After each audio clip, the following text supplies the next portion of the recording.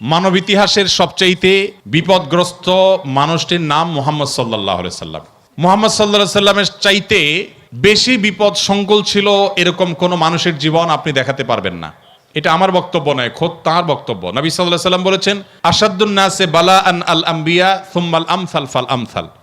সবচেয়ে বেশি বিপদগ্রস্ত ছিলেন, সবচেয়ে বেশি কষ্টে জর্জরিত ছিলেন নবী রাসূলগণ। এরপর নবী রাসূলদের সাথে যাদের যত বেশি সাদৃশ্য, যত বেশি মিল হবে, যাদের মধ্যে নবী রাসূলদের আদর্শ যত বেশি থাকবে, তাদের জীবনে বিপদ তত বেশি আসবে। অনেক মুসলিম বন্ধুরা প্রশ্ন করেন, ইসলাম যদি সত্য ধর্ম হয়, আল্লাহর অস্তিত্ব যদি সঠিক সত্য হয়, নাউজুবিল্লাহ, এরকম প্রশ্ন অনেক মুসলমানের সন্তান করেন, তাহলে মুসলমানরা কেন গোটা পৃথিবীতে মার খাচ্ছে? কেন ফিলিস্তিনে আমরা দেখি বোমের নিচে মুসলমান? কেন কাশ্মীরেও আমরা দেখি নির্যাতনের নিচে মুসলমান? কেন সিরিয়াতেও আমরা দেখি নির্যাতিত মুসলমান? কেন ইরাকে আমরা দেখি মার খাচ্ছে মুসলমান? কেন আফ্রিকা আমরা দেখি মার খাচ্ছে মুসলমান? কেন বার্মায় দেখি আমরা মার খাচ্ছে মুসলমান? কেন চায়নার উইঘুরে দেখছি আমরা মার খাচ্ছে মুসলমান? পৃথিবীর যেখানেই মার খাচ্ছে দেখবেন মুসলমান মায়ের নিচে আছে, উপরে মুসলমান নেই।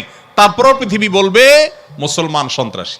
আমাদের অনেক মুসলমানকে তারা কনভিন্স করে ফেলেছে, অনেক মুসলমানের সন্তান কনভিন্স হয়ে গেছে, হ্যাঁ তাই তো, মুসলমানরা অনেক অশান্তি সৃষ্টি করে। দুইটা বিশ্বযুদ্ধ তো মুসলমানরাই করেছিল না? মুসলমানরা না? কত মানুষ মারা গেছে দুই বিশ্বযুদ্ধে?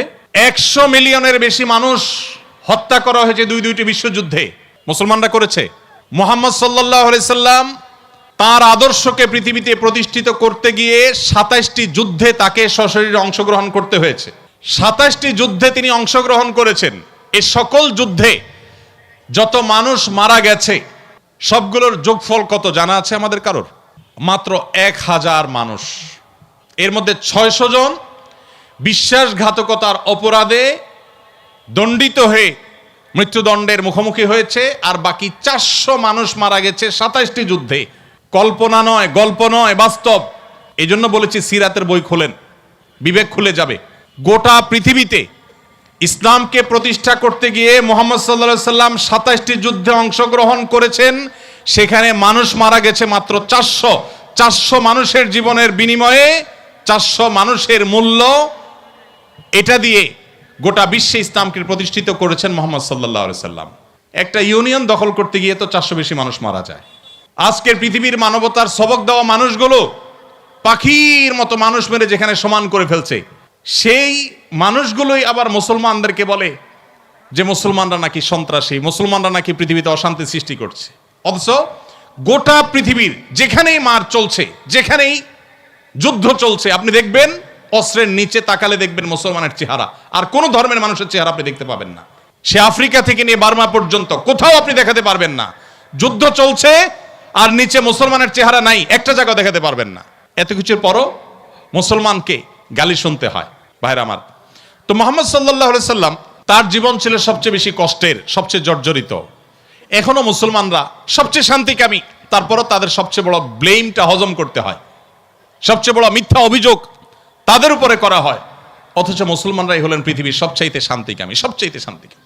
যেই কোনো বিচারে আপনি উন্মুক্ত মনে যদি বিচার করেন, আপনি দেখবেন যে পৃথিবীতে কোনো গণহত্যার সাথে পৃথিবীর ইতিহাসে মুসলমান শাসকদের বহু দোষ ছিল, বহু ত্রুটি ছিল, শতকণ্ঠে আপনি সমালোচনা করতে পারেন। আজকের বিশ্বের মোড়লরা যেভাবে গণহত্যা করছে, পাখির মতো নির্বিচারে মানুষ মারছে ফিলিস্তিনের মাটিতে, আজকে পৃথিবীর বিভিন্ন প্রান্তে তারা যেভাবে মানুষ খুন করছে, সেই মানুষগুলাই যখন কোনো ভিডিও ফুটেজে দেখেন ফেসবুকে, ইউটিউবে, তারা হেলিকপ্টার নিয়ে তাদের সেনাবাহিনী গিয়ে একটা গর্তে, কোনো একটা ড্রেনে কোনো কুকুর ছানা পড়ে গেছে, একটা বিড়ালের ছানা পড়ে গেছে, সেটা উদ্ধার করার জন্য তারা লেগে গেছে, আপনি তখন বলছেন ওয়াও কত মানবিক তারা। সেই তারা যখন কুকুরের জন্য বিশাল বড় হসপিটাল করছে, আপনি বলছেন কত মানবিক তারা। অথচ এরাই নির্বিচারে পাখির মতো মানুষ হত্যা করছে। এবং অনেক সভ্য দেশ আছে যেই দেশে শুধু ফিলিস্তিনি নির্যাতিত ফিলিস্তিনিদের পক্ষে পতাকা নিয়ে আপনি রাস্তা বের হবেন, রাষ্ট্রের আইন অনুযায়ী আপনি অপরাধী বিবেচিত হবেন। এখনো আছে, এই সভ্য পৃথিবীতে আছে। তো যাই হোক, প্রিয় নবী সাল্লাল্লাহু আলাইহি সাল্লাম যে দিন রেখে গেছেন, এখানে মুসলমান কোণঠাসা থাকবে, এটাই স্বাভাবিক। আমার কথা গেছিল সেখান থেকে যে অনেক বন্ধু বলে কেন মুসলমানরা এত মায়ের খাচ্ছে যদি ইসলাম সত্য হয়। হ্যাঁ, ইসলাম সত্য যে তার প্রমাণই এটা যে মুসলমানরা মায়ের খাবে।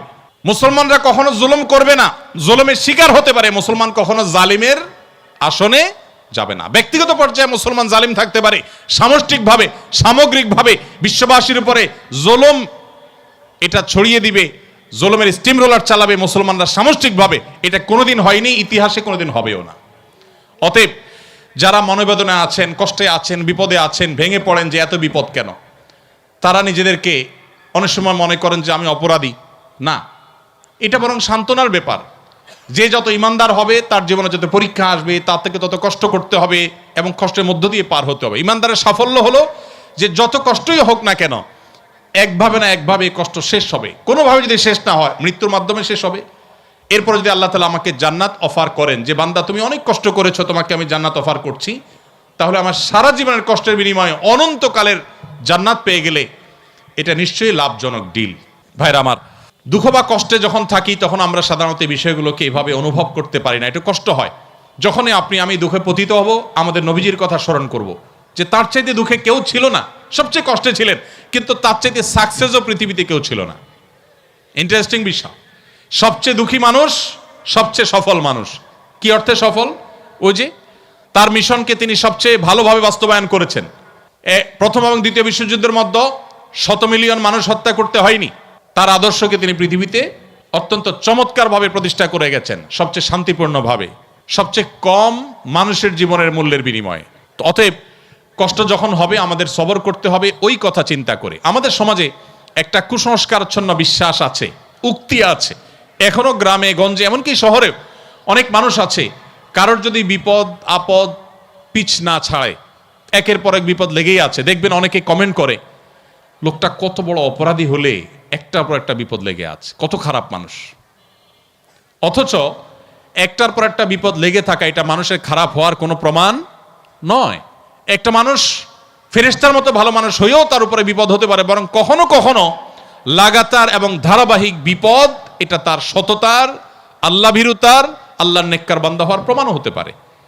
তো এই জন্য আমরা যারা বিপদগ্রস্ত আছি তাদের জন্য সান্ত্বনা হলেন নবী করিম সাল্লাল্লাহু আলাইহি ওয়াসাল্লাম। আল্লাহ আমাদেরকে ধৈর্য ধারণ করার তৌফিক দান করুন।